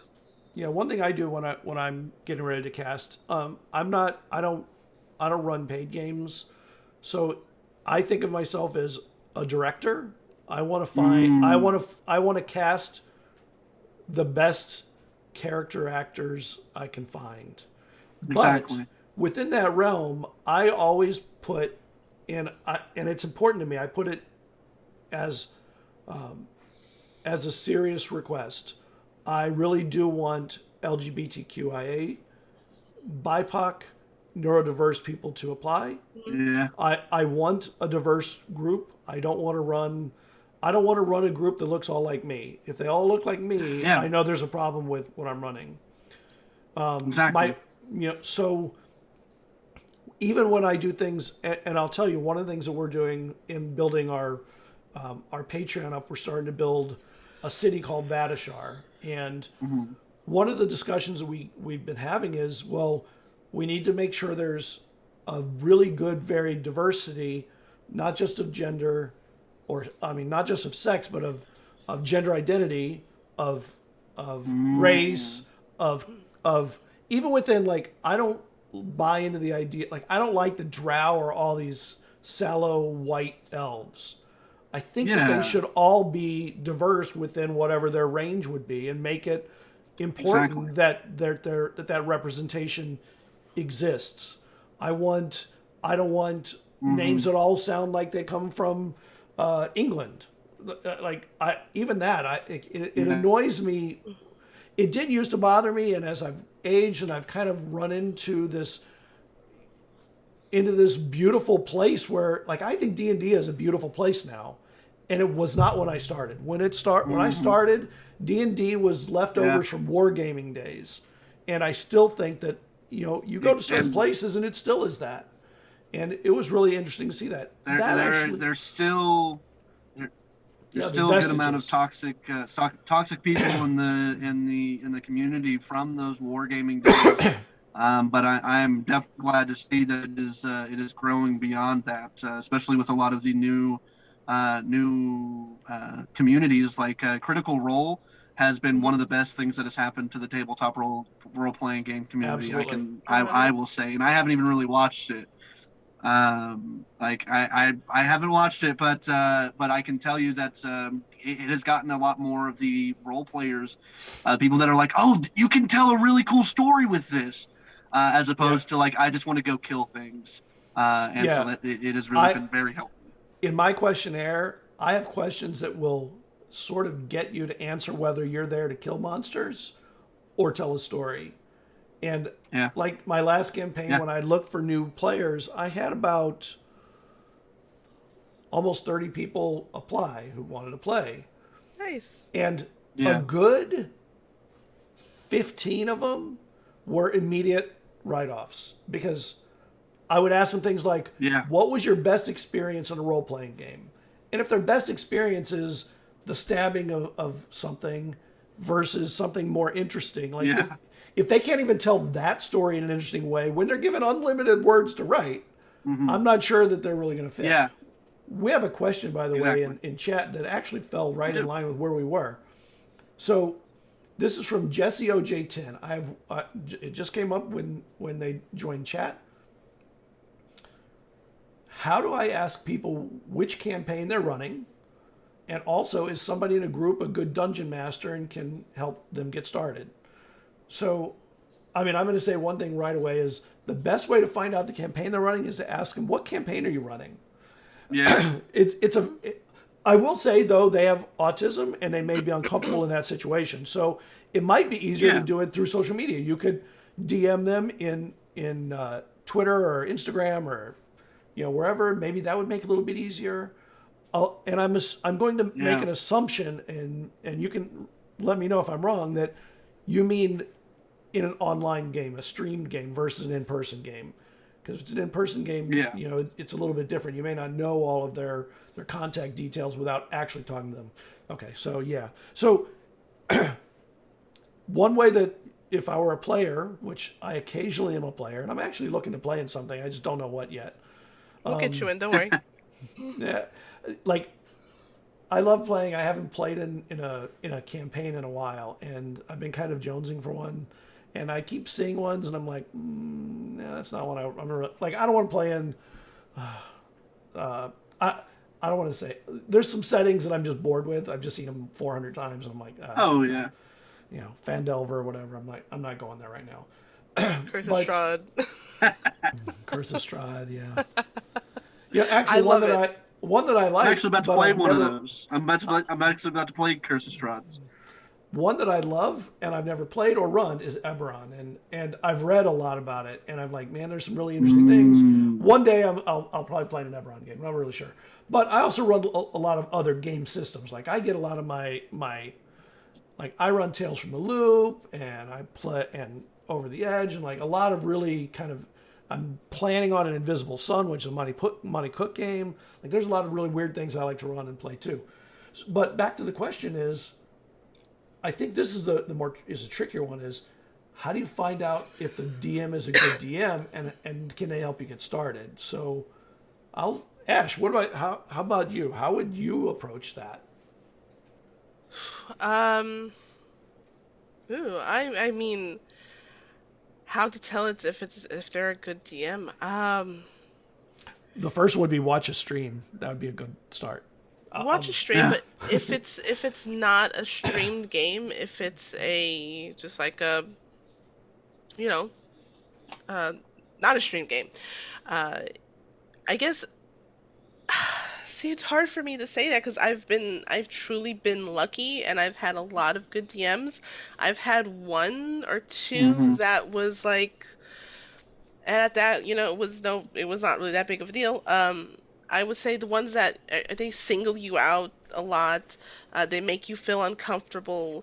There's topics in there that they bring up, even though you've asked them like, "Hey, this is my hard no," and they still push it. Those are kind of some red flags that they don't care about. The player. One thing from a player perspective is you need to be comfortable enough to say, you know what, I'm okay with your game, but it really isn't a style I love. So I think I'm going to drop out. And thank you for the experience that I had. It was not a bad experience. Honestly, if you as a player or a DM are not gelling, and you try once or twice to work through it, and it still just isn't a comfortable fit, then you should both amicably part ways and go find another game. There are a zillion games. Finding a game is like finding a shoe. Just because the shoe doesn't fit you doesn't mean that it doesn't fit somebody else, and it's not a bad shoe. It just means it doesn't fit you. So if you sit down at a table and you don't realize it's not for you, then you can get up. Go there. Even the people at my table, I give out a free session at the beginning to make sure that everybody meshes well. And if you don't like it, you can get up and leave. And no hard feelings on my part. I would rather you leave if you feel like it's not for you than stay in a place that makes you uncomfortable. But one thing that I will say, because Ash had mentioned red flags, I think a couple of green flags would be just start asking them questions. Be upfront with them if you're comfortable with that, and be like, hey, this is my situation, this is how I handle things. Is that something you're comfortable with? And if they say no, then they say no, and that's not the table for you. Ask them if they have safety tools. One of the big things is safety tools. If they have a safety checklist, if they have a dot system, if they have a check-in system, if they have these things, that could be a green flag. Now, if they listen to them, is something that is a little bit different. But if they have them, that's a green flag to me, and that's a good start at the very least before you even sit down at the table. But really, what you're looking for is a couple of green flags before you sit down at the table, and the easiest way to do that is to just communicate with them. Be like, hey, this is what I'm looking for in a table, and is this something that you can do for me? If not, then no hard feelings. I'll find somebody else. They're like Scott said, there are a zillion and a half games out there. There is one that is perfect for you. It's just about finding it. Yeah, another thing that I think as a player, and Jesse, I don't know if you're new or not to games, to role playing games, but it would probably be a good idea for you to inventory your own likes and dislikes about the types of games you like, so that it's easier for you to identify the games that you think you'd like. If you love role playing, mark that as your top priority. If you love combat, mark that as your top priority, and just make a list. This is my favorite, least favorite, all the way down, and create a simple priority list like you would with to decide what things you're looking for, and then ask maybe players even about whether the DM is appropriate with this kind of stuff, and then the DM. I mean, there's a lot of things. They have a follow-up question. If a person's also starting a new game, do both sides have the option on which they wanted to try out, even if it's their first time running it? If a person is also starting a new game, I'm going to get rid of also, is starting a new game, do both sides, I assume you mean DMs and players, have the option on which they wanted to try out, even if it's their first time running it? Oh, so if you're running a game, do you, as the DM and the players, have the option of staying in or getting out? Is that what you mean? Like, I think that's what they mean. I think there's always an option for everybody to get out if they're not happy with the game, because anybody unhappy in the game for a long time, if they're unhappy for more than a couple weeks, it is going to be toxic for the game. So as a DM, you have to have the willingness to help players opt out, that you can tell, because some players just are uncomfortable with it. They don't really want to hurt your feelings or whatever. But I'm telling you, as a DM, you will learn and see when somebody's not happy in a game. And if they're not happy in a game, I think as a DM, you have to be willing to talk to them about it and then help them ease out, because that's what it's going to have to be, and look for another player. I think also what they may have also been asking is, does the dungeon master get? I mean, I guess to put it kind of more bluntly, would the dungeon master get a say in what they're running? And I think yes. The dungeon master is the one that is producing the content, so of course they would get the option to choose where they're running it. So like with me, they said like the setting for like Curse of Strahd or Eberron. Or the story. If they want to run it in Curse of Strahd, but they want to tell a completely different story, that's their prerogative. And at a perfect table, the DM and the players will come together and make that story together.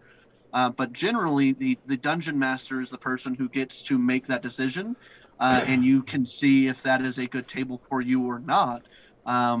Because I mean, realistically, I mean there are far more players than there are dungeon masters, and sometimes the dungeon master wants to just be able to run what they want to run. But being able to find a table that is for you is difficult. But it's also, I mean, the dungeon master is just as much of a player as the rest of us. as a player at the table, anybody else. So everybody deserves to be having fun at the table, not just the players. The dungeon master deserves to be having fun too. I may be a little bit biased since I am a full-time dungeon master, and that's all. I don't play. I haven't played in a very long time, but the dungeon master deserves to have fun too. I agree. Yeah. I mean, I had a point and then I lost it as I was getting ready to talk. But with both Scott Love when and that happens. yeah, right. Especially even during session. But yeah, Always but like during what session. Scott, but like what Scott and Pun said, yeah. I mean, if the shoe doesn't fit, doesn't mean it's not a good shoe. It just means it wasn't. You're not vibing with them, and that's okay. It is okay to say, hey, look, I don't want to be. Not that I don't want to be here, but we're not working together, and it's okay. I've had to Yeah. step away from Yeah. games, and players had to step away from games.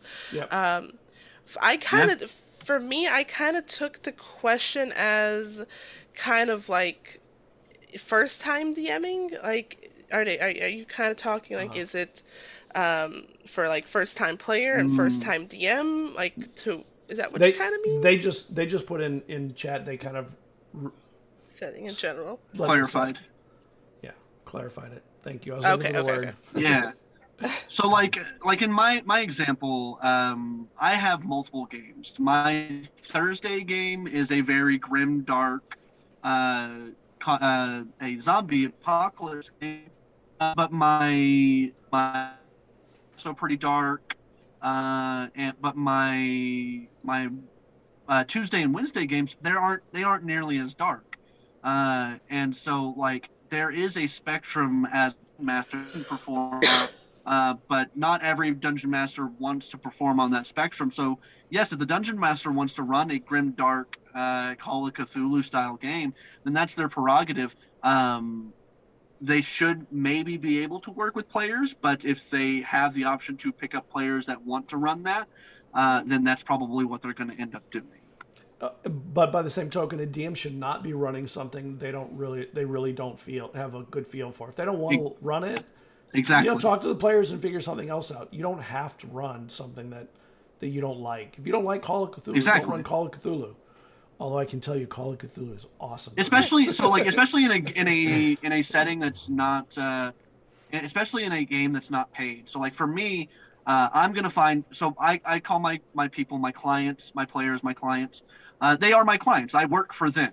And so I'm going to build a game that works for them. But in a setting that is not paid dungeon mastering, if I find a group and they all want to play a grimdark game, but I'm not a grimdark campaign kind of guy, then maybe it's not my turn to dungeon master. Maybe somebody else can step up and dungeon master, and we can all run a grimdark campaign.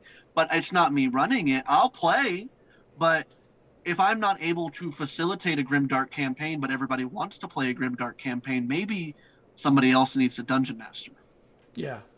Would you like recommend anybody? Oh. Like yeah, like if you were like if you were had the you wanted to play in it, but you could definitely recommend somebody if you knew somebody that was like, oh, I've loved seeing this person play. I've played with them before. Then recommend them and see if you can make the time schedule work. Because I know that is one of the biggest things about standard tabletop gaming is finding a schedule that works for everybody. I run paid games, and part of the issue that I advertise with paid games is that people are wanting to play, like they're invested because they're paying me money. And we'll still have missed games just because of life, and life happens. Life is always. I always say IRL first because I'm not gonna be mad at you for missing a game because your dog died or something. Like, of course. So like finding a time to work. But yes, if you find somebody that can run a game that you want, latch onto them and try to make it work. 100. And just real quick, if on using a tool that I just discovered like 3 days ago, Doodle. That is a great tool to have for scheduling things. You put a bunch of days in, you send it to your players, they put in what they can do, and you guys can all work together, and it's beautiful. Oh wow, sounds awesome. Yes. So I'm gonna mention one stream that for Jesse. There's a stream called Penny for a Tale, and Mitch. I don't remember his last name off the top of my head, but Mitch runs that group, and they have a lot of very dark campaigns. If you want to see how, I mean, I have not seen them run Call of Cthulhu, but they do run, say, Cult and things like that, and they have a terrific dark, like horror based stream, which leads to my next question, by the way. So I have a question. I'm gonna the two of you. Go on. Okay. I was gonna plug this just a couple quick streams so that way that are also very very dark but really good. Gehenna Gaming and Carrion Comfort are both really good for if you like darker, grimmier campaigns. Okay, that's all. Okay, so here's the next question. This is going to be a tricky one for both of you, I think. So you have all your players. So what do you think your players, how would they describe your DMing style, and what do you think they like about your DMing? Time to get introspective here. Okay, I could probably take this one real quick. All right. I'm gonna need a second to think. You go. I am a chaos DM. So that means that the energy is always high. Wacky things are going to happen. You don't know. This is a little thing I tell my players: pay attention to what color hair I'm wearing. Is it the blonde wig? Because you're probably going to get you're going to get wackier energy. If it's a darker and I'm looking like a darker energy, your life is going to get a little messed up. So I think they like the oh god, there's a word, the surprises that can possibly come because, like I said, sometimes I just go off the cuff and they notice and they have accepted it. Right. So I think that's what they like. That it's sometimes surprising and we don't know what to expect and we don't know what's gonna happen. But yeah, I'm a chaos DM and I can't change it. I'm sorry. There's nothing to be sorry about. You had time, Pun. Time to answer. So I have had major fights with my my imposter syndrome. I've been doing this for a year plus now. People pay me very good money to run games, and I've stopped questioning why they do it because I know you're an expert. that they enjoy. Yeah, they enjoy my stuff. I don't so. But I don't typically think about it, and so the question was, how would my players describe my GMing style, and what else? And what do you think they love about it or don't like about it? I guess would be the other part that I didn't really say. But what do you think they love about your DMing style or GMing style? I would say that they would describe my GMing style because I would describe my GMing style as a mirror. I like to mirror people's energy, and so whatever they give me back, I will give them. That's just generally who I am as a person. But I think that the way I feel they would describe my GMing style is that is my goal in general. I want to have a balance between combat and RP. I want to have a balance between intrigue and survival. And so I want to do a little bit of everything, and I want to be good at a little bit of everything. I want to be a jack of all trades, master of none, but is most of the time better than a master of one. And so I would say that they would describe my jamming style as a little bit of everything, but in a balance.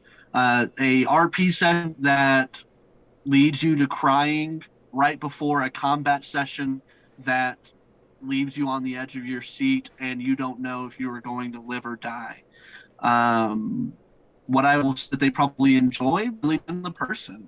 I think a majority of my players are very RP heavy, and I love them for it. And so I would say that the moments that they really love are the fun, silly, goofy moments where I pull out Grandma Nancy, the necro knitting gnome, and she comes out and she goes, "Oh, darlings, my cell phone seems to have broken. My nephew Johnny isn't here to fix it. Can you please help me?" But there's also the moments where we find out that Mirlar is Kenora's brother, and these like deeply intrigued plot moments. And so I think that they would describe my jamming style as balance, and they would the things that they enjoy are the fun moments and the really super serious moments and everything in between. The things that they probably don't enjoy are whenever they look down at the clock and realize that it is 5 minutes until the end of the session and they know that I'm going to be leaving them on a cliffhanger. They just don't know what. Yeah, same.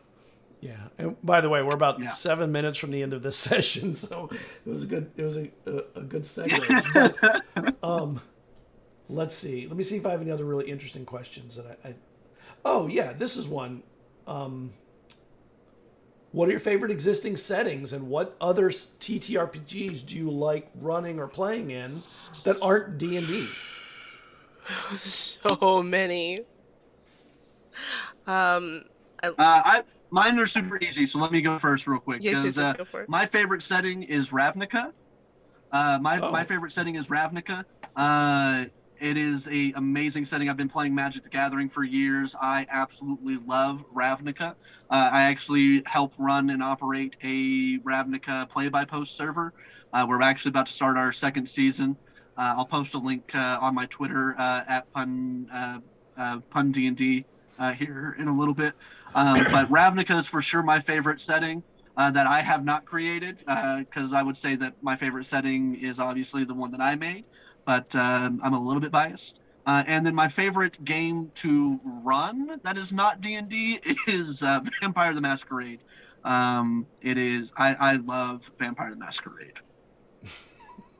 Okay, something was just posted in chat that I'm cracking up at. Okay, I'm gonna read it because it's so good.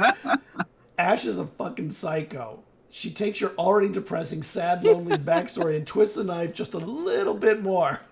That's what I like. Mink, the person above them, I will say that they will I'm they will almost say the crying from laughing. opposite. Oh, okay. That I will take their perfectly normal character that has no trauma in their backstory and then give them all of the trauma. She specifically gave me a character with like no trauma, and I traumatized them up pretty hard. Yeah. I've God, so good. Venny is one of my players, and I have destroyed their life in my campaign. So Yeah. I'm sorry, Nick. Yeah. What do I let's see. For me, I love Curse of Strahd. I mean, it's I know everyone's played it at some point or wants to play I it or haven't. I'm gonna start. My partner is gonna be running it it's for me. Their first time DMing, so it's gonna be so much fun. it's a good time. I haven't got to play completely through it, but Mhm. I've played some and I've enjoyed it and I like Ravenloft. I like darker, gloomy stuff. And for Yes. those who don't know me, I love vampires. Vampires is my thing. It's been my thing since I was Yes. 5. We So love it. There you go. for running something else, Vampire the Masquerade. That is going. I haven't ran it yet. 100%. I will be running it soon. I love the system. I've been reading it. I've been So learning the nice. lore. It's so good. It's so rich. Are you gonna be playing I 5e? am. So a lot of people have like complaints about 5e, but I really enjoy it. I do too. I It love is 5e. so I nice. think it's the best D&D that there I ever was, including 4, who a lot of people love 4 because they like the granularity of rules. I love the hunger system. Oh But for yes. games It's really, really good. For games that I'm looking at playing in the future, I'm looking at Ten Candles. We're trying to bring that. Definitely. Cult Divinity Oh Lost. yes. We're looking at trying to do some Call of Cthulhu stuff on the channel. Powered Um, by the Apocalypse system is really cool. Savage Worlds is Oh another really fun one. yes. Uh, S- Star Wars. I am not a huge Star Wars fan, but I love the system and it's so Mm, much fun. yeah. Um, Jay Gillerman, I'm pretty sure I sabotaged that name. I'm sorry, Jay, but he is a phenomenal GM for Star Wars, and I recommend anyone check out his stuff because it's so good. But there's so many amazing TTRPGs that just go to your friendly local game store, like Pun said earlier, and there's like a wall of Oh things. my And then goodness, yes. Drive Through RPG has so much good stuff. Yes. There's just so many good things, and it really, if you can get the time and you get your players, whether you be playing on stream or you're just chilling at home and Oh just yeah. around table, there's so much good stuff to pick up, put down. So we're You looking at know, doing a bunch of stuff over you at the know, it'd Bard's be cool Playhouse for to that. do. Since you brought up Ten Candles. You know, it'd be really cool is if you did. Okay, so there's the polar opposite of Ten Candles, which is Tales from the Loop, where nobody can die in the game. So it'd be really interesting to do one night Ten Candles and one night the feel Oh. good Tales from the Loop, where you play teens in an '80s, it's a sci-fi '80s, and nobody can die. I mean, don't get me That's wrong. awesome. There Yeah. are really interesting ways to make people suffer without death. so, as a DM, Oh yeah. it just makes you reconsider your I mean, methods. I typically, I mean, one of the things that Benjamin from what is it? I can't remember. TT Benjamin. They actually sat down with their players on their podcast, and they were like, "Death is not on the table. We're not telling that kind of story." And I've kind of implemented that in my games, where if your story isn't done, then your story isn't done. And so there are definitely ways that you can punish players without death. Death Sure. does not have to be on the table for a story to be interesting. Mhm. And I'm here to tell a good story with you. And if your story doesn't include your character dying right now, then it doesn't for me. We'll figure out how to make it work in the story. We can have a god bring you back and you be indebted to them, whatever it needs. There are consequences for actions, but it doesn't have to end the story. Yeah, I 100. agree. Yeah, there's so many more interesting things you can do. Well, we have hit the Oh, end, for sure. and before we go, I do want to say I do want to raid before we're done, but I want Yeah. everybody to have a chance to kind of say who you are again. I'll drop your links back in. Why don't we start with you, Ash? Give everybody your socials and where they can find you and all the cool stuff. Sure, and if I can just plug, because I forgot to mention them earlier, another really good storyteller, like they help you build their world, and they're also just phenomenal. Blue Collar DM, check them out.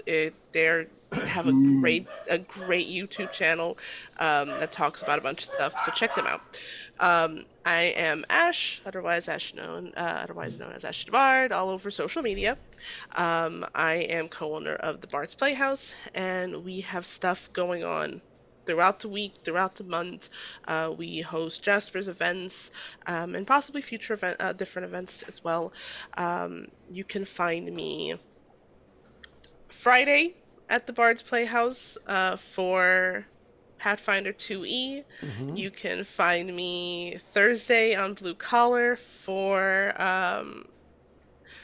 the Blue Collar stream because I don't think we have a name yet for our world. Wednesday, you can find me on Draxillion, where I play Rena.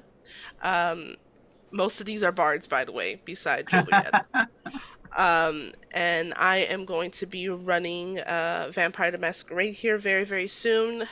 Starting in March, we have our session 0 here in next week, and I'm really excited.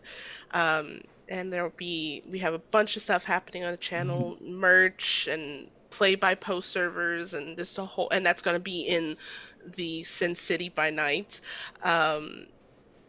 Vampire the Masquerade game. So there's a whole bunch of stuff coming up. So just Nice. tune in. Oh yeah. Awesome. Pun? Thank you for letting me. Yeah, run on. Again, awesome. Thank you, Scott, for having me. This was great. I love being able to sit here and chat about all of this stuff. I am Pun. I'm Pun D&D on Twitter. I run Statera Gaming, a gaming company to find your balance in life. I run paid games. I actually have a couple of slots open, so if you're interested, check out Pun D&D on Twitter, and we can get that sorted. But yeah, I mean, I'm pretty simple. That is pretty much all I do. I ain't got a whole lot going on. I am making content for my homebrew stuff. You can check out my link tree. It's got my Etsy on there that you can check out my subclasses that I've created, or my Patreon that I will be posting things on there as well soon. But yeah, that's me. I'm Pun D&D. Awesome. I am Scott. I am one half of Zeal Zaddy. We have a big 2022 planned. We are going to release our first content to Drive Through RPG next month. It's called The Beggar King, and it will also be on our Patreon. We're going to start doing our Patreon on a weekly basis. There will be new content each week. We have a lot of it getting ready to be released, so it's going to actually become pretty cool and useful. We're going to basically do a deep dive on one city, and I mean a deep dive. So rather than try and create a whole new world, we're creating one city that will be amazing anywhere you want to drop it. NPCs, magic items, awesome. History, story, lore, all kinds of stuff. You can follow us on @ZealZaddy everywhere except TikTok, which we don't have any content there yet, but we're planning on some. And that's ZealZaddy @ZealZaddy RPG. So I'm going to run a stinger real quick because then I know when to end on my YouTube. And then we're going to raid. So don't go away just because I run this stinger. It's like 20 seconds. Thank you, everybody. And we'll see you on the other side of the raid. Bye, y'all. Bye. Set up the raid. I want to make sure the stinger ends so that I know where my